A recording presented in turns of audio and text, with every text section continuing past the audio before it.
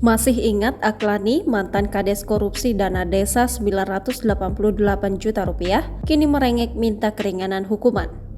Mantan Kepala Desa Lontar Kabupaten Serang, Aklani, yang merupakan terdakwa kasus dugaan korupsi dana desa 988 juta rupiah, meminta majelis hakim memberikan keringanan hukuman. Permintaan itu disampaikan dalam persidangan yang digelar di Pengadilan Tipikor Serang dengan agenda pembelaan terdakwa Senin 20 November 2023.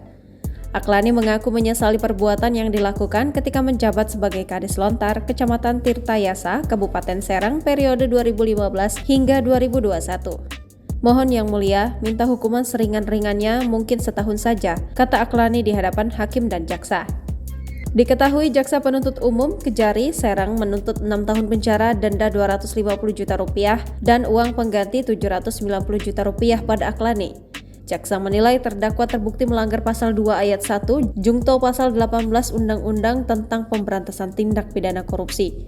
Hasil korupsi dana desa tersebut digunakan Aklani untuk hiburan ke tempat karaoke dan nyawer pemandu lagu. Alasan Aklani meminta keringanan hukum karena harus membiayai anak sekolah dan memberi nafkah istri. Aklani menyebut perbuatan korupsi tersebut dilakukan karena kezaliman dari staf desa yang memanfaatkannya. Karena saya taunya tanda tangan, nggak tahu dokumen apa yang ditandatangani, ungkapnya. Sementara kuasa hukum Aklani, Tenggar, juga meminta hakim mempertimbangkan permohonan terdakwa. Sebab, kata Tenggar, selama persidangan Aklani sangat jujur dan bersikap sopan.